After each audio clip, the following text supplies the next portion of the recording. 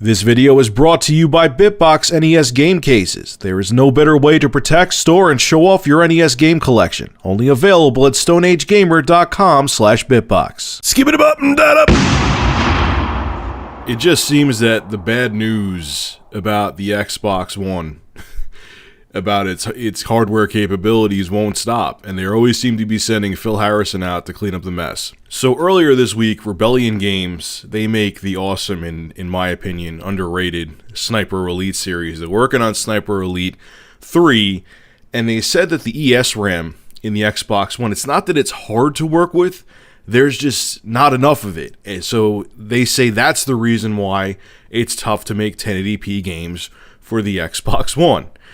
Okay, so Phil Harrison goes on Twitter today and defends the Xbox One, saying, yeah, we can do 1080p games. And the two games he uses as examples are Forza 5 and Kinect Sports Rivals. Let that sink in. Forza 5, which is a racing game. Racing games were in native HD resolutions on the 7th gen consoles. And Kinect Sports Rivals, which is about as demanding as a smartphone game. Now, to add even more insult to injury, Titanfall. It's coming out in March.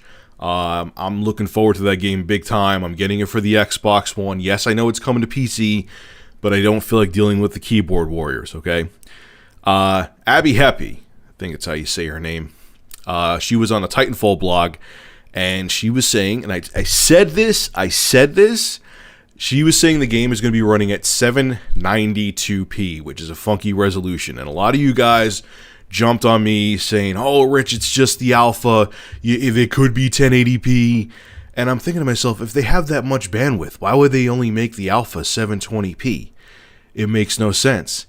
And what makes this horrible, is they're just using, for Titanfall, a heavily modified version of the Source engine, which was used in Half-Life 2 originally back in 2004. It's over a decade-old engine, or around a decade old. It's over a 10-year-old engine, and the Xbox One cannot run it at 1080p 60 frames a second. Now, in Microsoft and the Xbox One's defense, I hear they're coming out with an update to the Xbox One dev kit, which will allow developers to utilize the ESRAM more and other things, and maybe it will be easier to make 1080p games. But this is not good news all around, and it shows that Microsoft bet way too much on the entertainment crap, and now it's biting them in the ass. There's no reason, like I've said 1,000,000,001 times before, when HD resolution, 720p and 1080p have been a thing since like 2003, that we should have a console that was released in late 2013 that cannot reach 1080p. What I'm hoping is, because this is going to be a long generation, and it's going to be a painful one if we have sub 1080p games for the Xbox One, what I'm hoping is that developers really wrap their mind around the ESRAM and create engines that could really utilize it, and the fact, and hopefully it is true that there is enough of it in there, and we start to see 1080p games come all the time for the Xbox One. But man, imagine in like, once again, 10-year cycle they keep talking about. Imagine in like 2018 when people like 4K TVs are like Walmart for $200. Your Microsoft's gaming console has games that are still running at 720p, or if an engine's demanding enough, even sub HD. I don't know what you were thinking, Microsoft. You really tried to make the Xbox One this all-in-one family entertainment thing, and it's not going to work out for you.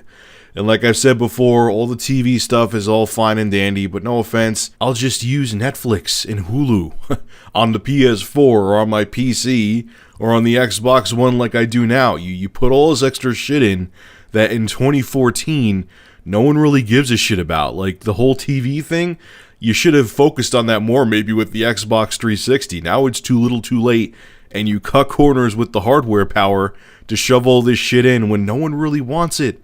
You know, and I've talked about the Kinect a billion times, not going there again, so Let's just leave the Kinect be. I've beaten that thing to death. Alright folks, who do you think is telling the truth here? Rebellion Games, that there's not enough ES RAM to get 1080p games out of the Xbox One? Or do you think Phil Harrison's telling the truth and the console is plenty capable and we will see plenty of 1080p games on the Xbox One in the future? Now, excuse me, this is Rich of Review Tech USA signing out. I'm going to go impress my friends with some 1080p Kinect Sports rivals. And then most likely they'll punch me in the face and laugh at me. Have a good one.